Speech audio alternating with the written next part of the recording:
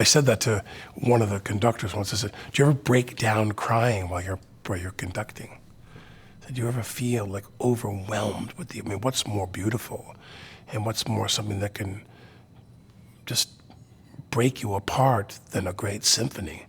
I said, have you ever played a symphony and you started to cry? You couldn't even handle it? I said, I don't think I could get through conducting a symphony because I'd probably start crying. Hi, I'm Alec Baldwin, and this is Living the Creative Life. Mr. Baldwin, thank you so much for joining us on the show. It's a delight to speak with you. My pleasure. So normally on this show, we're speaking with classical musicians, and I think that this is a fascinating opportunity to compare the disciplines of people who devote themselves to the life of stage. Musicians and perhaps actors, we're following rules. Right. And we're trying to not have that feel like a constraint or artistic limitation. Is it difficult to get to the point where we can feel free in a Shakespeare role or a Beethoven sonata? I think good actors can. I think when I talk about a tradition, that tradition exists in the British theater, I'm sure in other countries as well, in Russia, with their great theatrical heritage, which we've borrowed from Strasbourg, borrowing from Stanislavski and the Moscow Art Theater and so forth. But again, the world of classical music, everybody, they have the same DNA in their veins. There's a purpose they have. Now, you could have a soloist who has a freedom or the appearance of a freedom. He can have a personality, long. He can have a personality, a kind of a almost elfin personality. He's like a kind of a Mozart. He's got that little kind of in Long's case, it's fading because he's getting older, but when he was very, very young, you could see on his face that he was the kind of not somewhat enfant terrible and playing with this kind of joy and playfulness, as opposed to these other guys who were very, very serious and never breaking from a certain posture. The classical world, and classical theater for that matter, I think there's a good connection. If you're over in London and you're at the Royal Academy, you're at the National Theatre, and you see people where there's really not a lot of stardom there.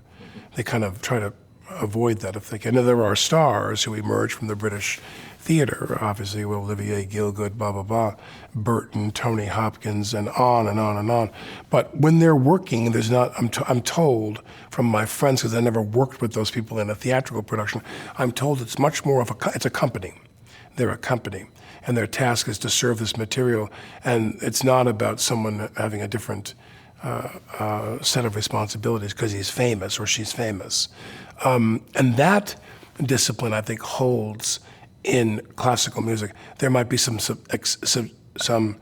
exceptions of the soloists who are a little bit larger than life, if you will.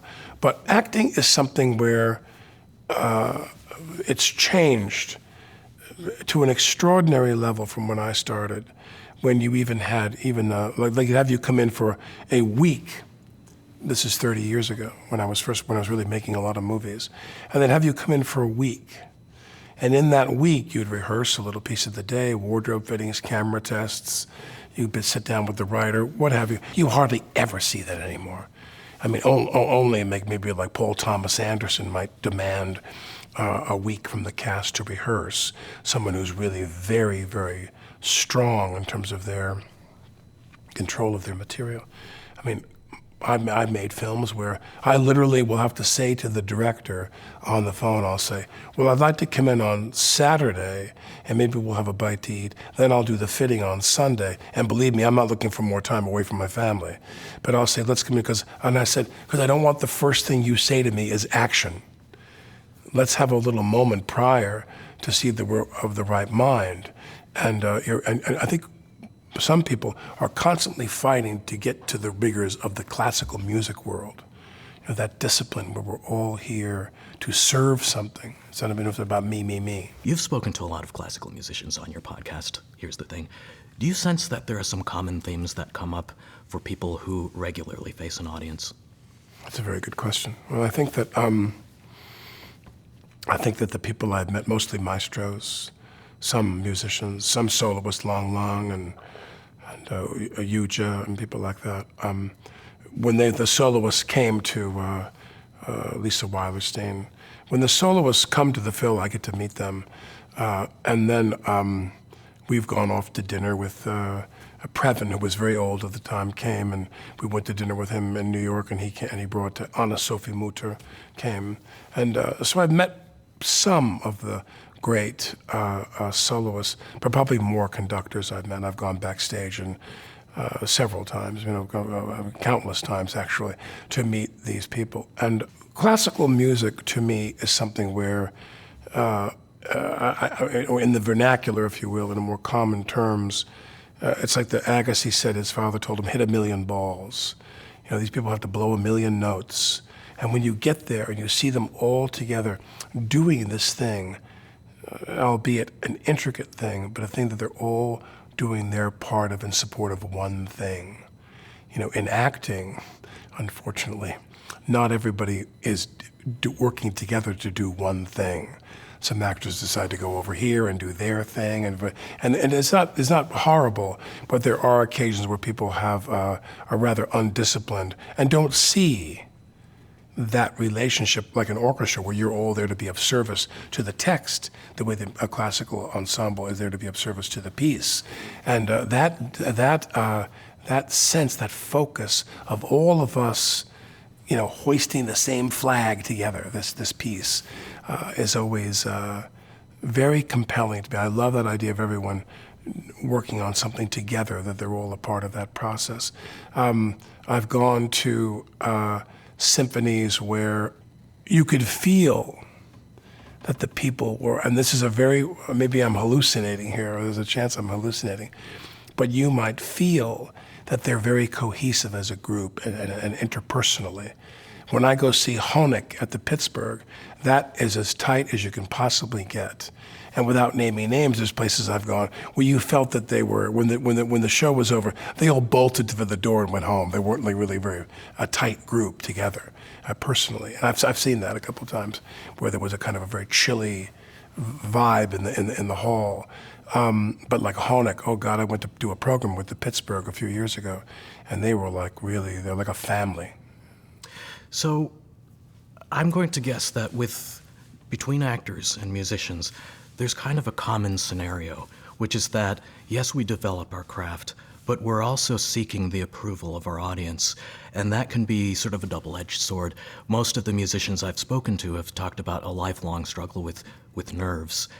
How do we reconcile the fact that we are giving something and wanting it to have an impact, and yet not being defined by this sense of we need to be liked enough? I mean, escaping the pressure of what we do. Well, of course, the classical repertory, its audience, its ensembles, its soloists and so forth, its support groups, executive staff and so forth, they're starting at a place that is a very rarefied place.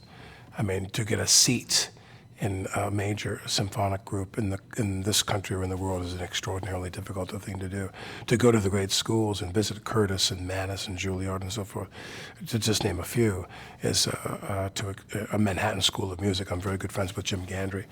And those schools, I mean, this echelon, acting isn't as, there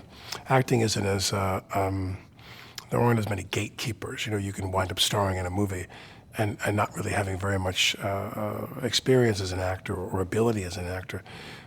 The classical universe, they just occupy their own place, like ballet, like the opera. These are people who've been playing this music countless hours of their whole life since they were little children. Child acting is a different thing. Child acting is mimicking adult behavior. It's not really acting. But for the average actor, you have no choice but to, in some degree, maybe this isn't the correct word, to pander to an audience, because you have to have an audience. A musician can be in their room and play by themselves. You can play the piano. A dancer can go to a studio and dance. A writer can write. A painter can paint, and so forth, and photography. Acting is the one thing where you must have an audience. And the consequence of not having an audience for an actor is you bore everyone around you all the time. So I've said that before, but being in public and performing in public, your audience in the classical oeuvre is more predisposed to what you're doing. When you show up to see Muti perform with the Chicago, you know what you're going to get. And I think it's unthinkable that he would disappoint you. In movies and in theater, you don't know what you're going to get.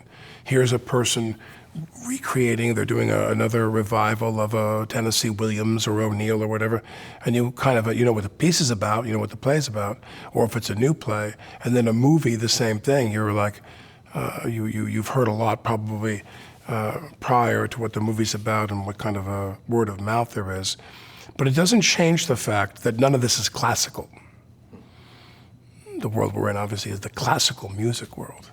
And with that in mind, it's something that is very, very, I mean, is there a classical theater? Yeah, there's Shakespearean theater. When you go see a Shakespearean production by the high, it's like if Derek Jacobi, I saw him do Lear, and he was as far away from me as you are. He came downstage to the audience, and I was in the front row of the Donmar Warehouse, and Jacobi was just, I mean, he was just, you couldn't believe it. You couldn't believe it. He was so great. And so there's classical theater, but not a lot of it. I'm trying to get a sense of the comparison of the headspace backstage. So for a musician, let's say, you're just trying to get yourself into the zone, what are you thinking about? For a musician, getting a sense of that first phrase and how that can transform the energy of the room. Are you thinking about that first sentence and how that will transform the energy of the room with regards to the audience? It's like walking a path in the dark. I don't know where I'm going to get to, the house 5 miles from here, but if I put one foot in front of the other and just do that and follow this path, I'm eventually going to get where I want to go. That's the theater. I come out and I say the first line, you say your line. And if I stay focused on what I'm doing, what's just right in front of me, not how am I going to cry 5 minutes from now when they tell me my mom's dead, you know, in the play or the piece, whatever. So, because with a film, you slice it up and dice it up and do it in little pieces, you know, it's like a mosaic. And of course, you have no control, typically, unless you're the producer-director. You have no control over how the film comes out. But in the theater, that's the thrill, like the musical world, where you get yourself ready and you get yourself where you need to be for that opening line. Come out there and say, "So foul and fair a day I have not seen," from Scottish play, and you're out there with Banquo on the battlefield. And you just have to, and it's not a line that's like some call to action, some tally-ho kind of thing. It's not a line that's invigorating, but you have to trust one foot in front of the other when you're in the theater, and you're going to end up, you know, crying havoc and so forth. That sense of trust that you mentioned, is that something that you always had in yourself from the beginning, or is that something that developed over time? More developed. That had to develop because you are always thinking about things you shouldn't be thinking of. You are always thinking about Act 2, Scene 3. You're thinking about different things, and you have to comb that out of your acting and try to, because the theater is a chance to have an experience with people which is subtle, but it's there. When you do a comedy, or you do a musical comedy, if it's a successful run, it's a kind of a strangely wonderful feeling to know exactly what I'm going to say and exactly how you're going to react every night for 8 shows a week. If you do a play that's truly funny, or a musical that has a lot of comedy in it. But in drama, you don't really necessarily feel the audience, which is very much like classical music. I mean, in classical music, if they hold their applause till after all of the movements, which doesn't always happen these days, but if they hold their applause, you feel the eruption. You feel the suppressed emotion come shooting out of their bodies. That's what it is in the theater and drama, because the only thing you can hope for in drama is that they're listening. And you can feel them listening. You know, they don't necessarily laugh. There's no binary, I tell a joke, you laugh. In drama, you have to wait till the end. And then there's this,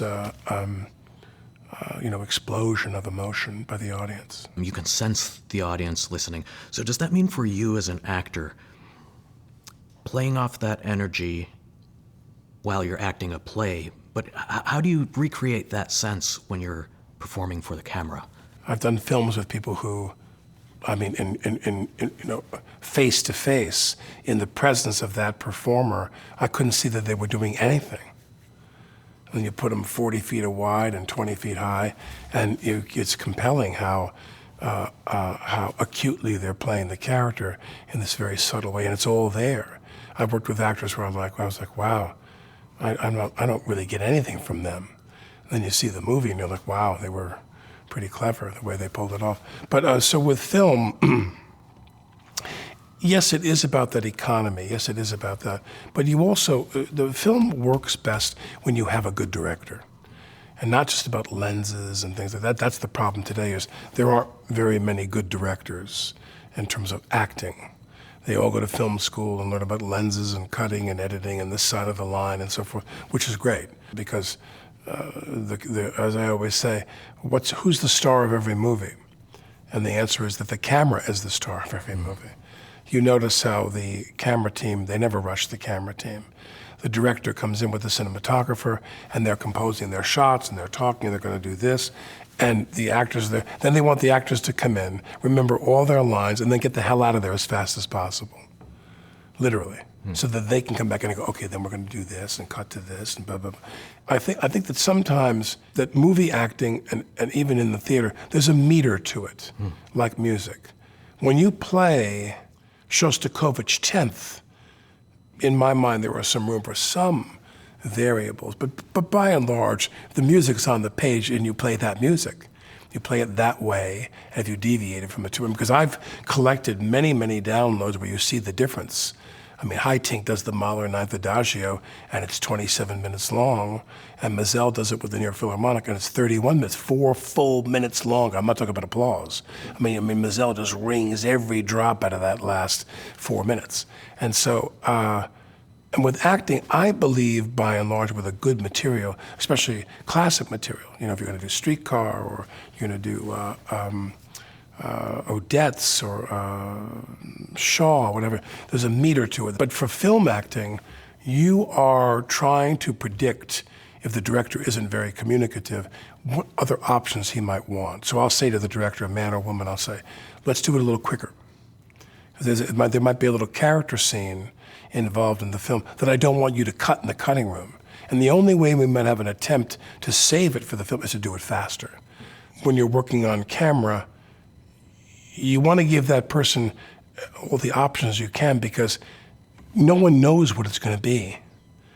I mean, I've done films with people where I thought a scene was a good scene. And I'll do a film that where I thought the scene was a funny scene. I thought it was a poignant scene, whatever. And then you come back and you watch the movie, and they cut the scene out completely because you can't predict, a scene needs to be in support of the film. How can you predict what scenes support the film when you don't know what the film is yet? 60, 75, 80% of them go into the cutting room, and the film takes shape there. Whatever assumptions they make before you go in are different. But with classical music, I want to say that the classical music today performed live. I mean, you can treat classical music the way people treat all performing arts now, which is you pause the movie and you go have a drink. You pause the movie, you go make a phone call. You don't consume the movie from start to finish the way it was intended to be. I went to watch Scorsese's movie the other day, and I watched it for 3.5 hours, unbroken. We didn't get up and go to the bathroom or eat anything. We watched it in a screening room, straight through the way it was meant to be. Now in the symphony, you can go and with your discs and pause, play one movement, shuffle, do this, do this, do this. But when you go to the hall and you just take it all in one serving, that's thrilling when you do that, when you consume it the way the composer intended you to. So when I speak with musicians, I frequently ask them about becoming the role, embodying the music that we are taking on. Obviously, with an actor, that takes on a different type of resonance because you are literally in a role. Well, if you were in agreement with the director, if you have a piece and you've discussed this, and you said, I think this guy should be more this, more that, let's cut some of these lines, he talks too much, I need more lines because I need to explicate something that's missing here. Like, for example, I did a play once, and the character was a famous writing teacher. And he has this students that come and he teaches writing. And I said to the writer, a woman, I said to her, I think I need a little more. And she said, what do you mean? And I said, I want Larry to explicate, Fitzgerald or something in a way that's just mesmerizing. I don't care who we steal it from or whatever. You're going to need to write me some one-page monologue in which I'm telling somebody, I'm teaching them something about their writing by bringing into the conversation something about, Hemingway or some legend. That's in the theater, where the word is more powerful or more applicable. Whereas in films, it's a look, it's this. If every time you do a movie and everybody's at the net with a response, that's not real. So, for example, you and I are doing a scene together, and you say something, I say something, you say, and we're going back and forth like it's tennis, and you've got a handy phrase, and I've got a handy response. That's not life. Film acting is as much about what you don't do as what you do. You know what I mean? And I think that acting in the theater is reading comprehension and understanding the piece and being able to apply that, your acting ability to that, and a vocal mastery. And a muscularity of your being able to say words and phrases. And, in the theater, I think the rule is often you don't want them to press pause. There is no pause. I mean, I've watched a lot of TV shows and films lately where you sit there and go, what did he say? I got to play it back if they garb. They swallow the line at the bottom. I told Joe the other day that I just couldn't go with that story. I'm like, what? I will rewind, play it. In the theater, you don't rewind. So you have to really, really have a kind of you have to bite those cues, you have to bite those lines, you have to bite those phrases and enunciate where the break is in the line. It's very technical. I find that in my work in the theater the last few years has been very technical. And writing and breaking up the lines and arranging the lines like music. Like music. We're gonna slow down, and then we take off again. Whereas in movies, you want to cover every base. Let's do it 4 or 5 different ways. That way you have it. Me saying it faster, angrier, more defeated, more romantic, whatever it might be that seems right at the time. And so with films, because you're not making the film, that's the painful part, is somebody else is making the film. Is the role that you inhabit, is that fully the character, or is that you learning to be your free, authentic self, or is it somewhere in between? We have to always be 95%, they said, the character, and 5% ourselves watching from outside and handling a bunch of knobs and dials and switches and levers where we control our performance and see what we're doing and manage what we're doing manually and playing our own emotions and our own soul in a certain way to arrive at a place which is to make sure that what we're doing is what we want to do. And you see, when you have great writing, I keep coming back to the same thing. When you have great writing, it all takes care of itself. You just say the first line, and the play itself and the great writing will take you where you need to go. And the same with music. I mean, not every piece we listen to is as moving as the other, and there are some which are just really, you listen to that really melodic part of New World Symphony. You're listening to that piece, and gets you every time, gets you every time. And not all of it's like that. No, not all of it's meant to be. But I'm sure I said that to one of the conductors once. I said, do you ever break down crying while you're conducting? I said, do you ever feel like overwhelmed with what's more beautiful and what's more something that can just break you apart than a great symphony? I said, have you ever played a symphony and you started to cry? You couldn't even handle it? I said, I don't think I could get through conducting a symphony because I'd probably start crying, This reaction that you described of completely breaking down and maybe crying, is that something that you've experienced, whether it be in response to a musical work or performance, or perhaps an emotion in your own work that surprised you in the moment? Well, I mean, the scripts tend to be, unfortunately, pretty plain in what they want. So most of the time, from my experience, they'll say, Bob breaks down crying. So it's there, is the suggestion. Bob breaks down crying. But there are times you do a scene and the other person makes you cry. You do scenes with someone, such an emotional register and such a power that you wind up you're listening to them, you're looking at them. I did a TV series, which was one of these nighttime soaps called Knots Landing, and the great joy of it was Julie Harris played my mother. And I had foregone a job that was a wonderful job for me. It was a great, great, great opportunity. And I set that aside to go do knots because I was told I was going to do a season and a half with Julie as my mother. And Julie would just look at you and talk to you, and she pulled you into the emotional key that she was playing in. And I mean, a lot of times I worked with Julie, I would just have to they'd have to wipe all the tears out of my eyes because she was so emotionally impactful. And I've had a few people like that I've worked with that were really, really wonderful, who I loved. I loved them as actors. See, that's the problem. I made a movie with Tony Hopkins, and I was so in love with Tony that every time he'd open his mouth, I was like, I was so mesmerized by Tony. You've made a point of sharing this love of music to general audiences. I've followed your postings, for example, on Instagram, or on some of your live broadcasts, you'll have some music on in the background and you'll say, you're listening to the Adagietto of the Fifth Symphony. Here's a little bit of Vladimir Ashkenazy for your day.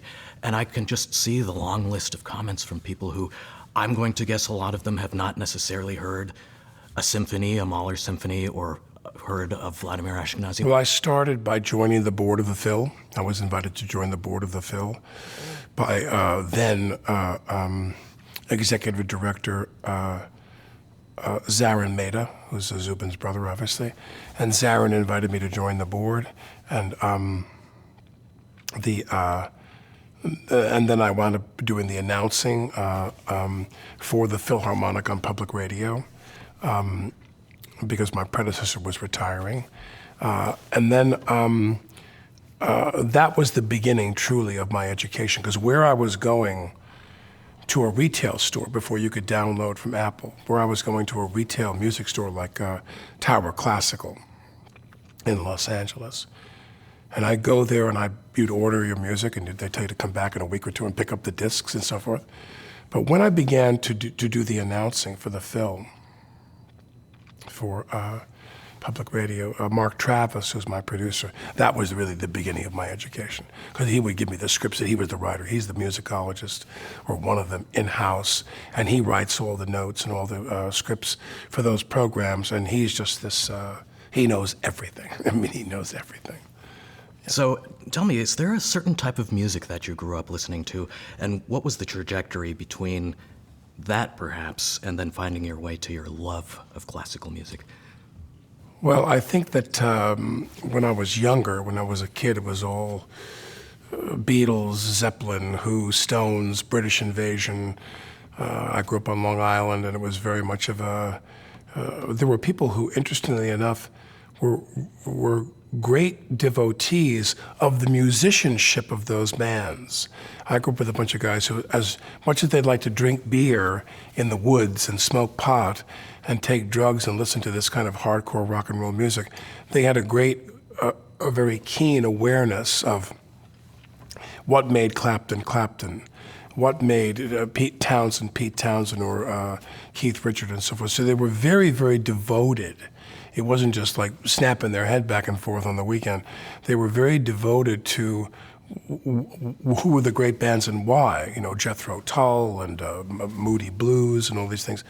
But for me, as I always tell people, I was in a car in the 1980s, and I was probably, getting around 30 years old.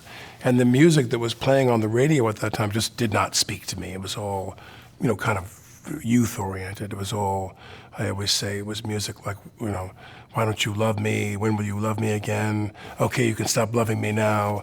It was all that kind of love songs for young people. And I was listening to the radio, and I'd heard classical music before, and I enjoyed some of it. But Schulte with the Chicago doing the Mahler 9 came on, and I never turned back. I just started to devour classical music. Then right after that, I heard Zell with the Cleveland do the Mahler 4 with Judith Raskin as the soloist, and I just took off in that direction.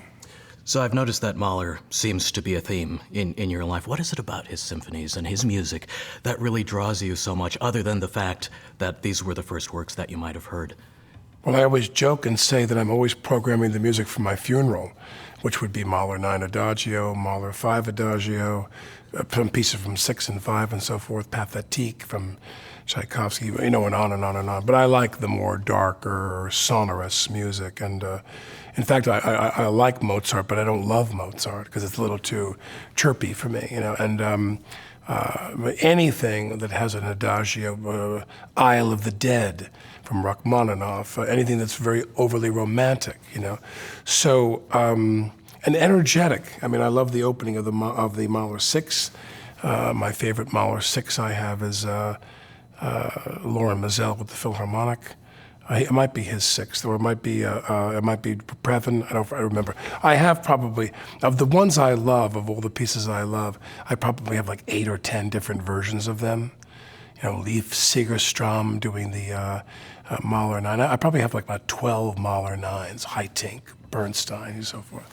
Abbado. Do you find yourself listening to these on a regular basis in terms of something that it might do for you as a function of if you need to calm yourself down, you listen to a certain type of music? Chopin, Debussy, any kind of nocturnes and things like that. I got an album of nocturnes, and even though I've gotten multiple other ones, even though I've gotten different artists performing, I've got some Chopin nocturnes. I've got probably 10 of those. But the one that I love is the very first one I heard, which was Yundi Lee. And I have an album of Yundi Lee performing. Now he's just Yundi, I think is his name. That's right. But Yundi Lee, at that time, he had a Chopin nocturne album that I bought. And it's music to meditate by. It's music to the older I get, not only do I desire it, this is a critical difference, not only do I desire the opportunity to disengage and disconnect from my consciousness and just not think about the same stuff I think about all the time, but to be able to do it. Because for a long time I wanted to do it and I couldn't do it. And it took a lot of discipline to be able to really close my eyes and play this music and just not think about the same thing I think about every minute of the day. So with this huge love of orchestral music, do you think in retrospect that you might have been a conductor? Do you ever conduct Well, along I don't think I ever would have been because I don't have any musical talent. There is a video of you singing with Barbara Streisand. There's a duet that you sing. So what's the story She there? felt sorry. They said, do you want to sing? And I go, I don't sing. And they were like, nonsense, you can sing. My favorite, though, was Maury Yeston. Maury Yeston, who wrote Nine, the musical Nine, and a bunch of other things, was at a party. They were having a cocktail party for the Roundabout. And Nathan was there, and Matthew, and all these people who were singers. A lot of people who were, big Broadway musical theater talent were there. And I was there, and they were talking, and Maury Yeston said to me, Mr. Baldwin, do you sing?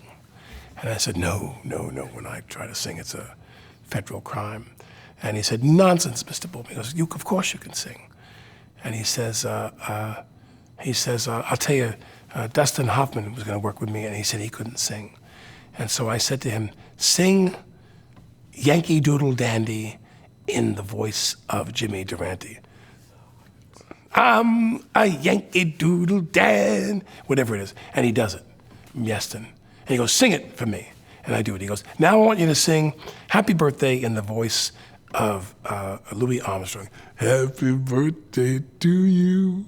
He goes, you see? He goes, you're on key. He had me sing like 15, 20 seconds of it. He goes, you're on key. He goes, you can sing when you're pretending to be someone else. He said the key for you is you have to find your voice that's not your voice. It's not you singing. You become someone else.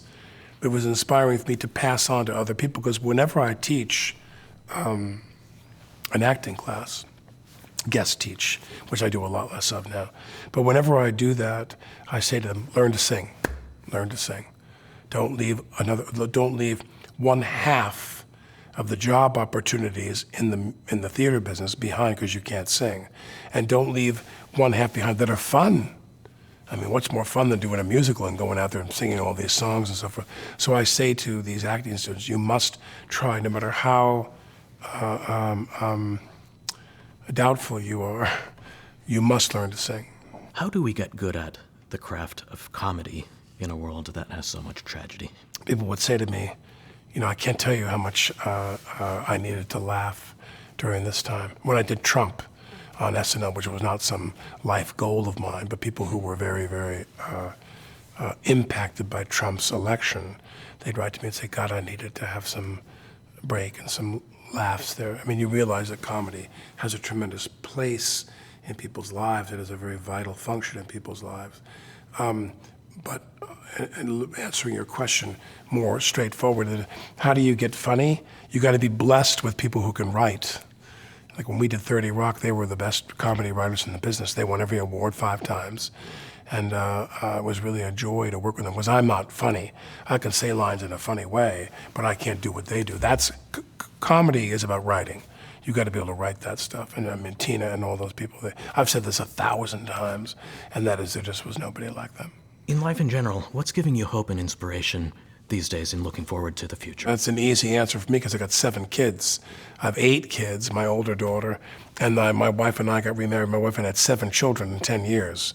So in 9 years, really. But we have our children, and everything in our life is about our children. Whether I go to work, I was supposed to do a movie the last month. We've been in discussions about this movie, and I woke up and they were going to be in another state for with so options to commute home.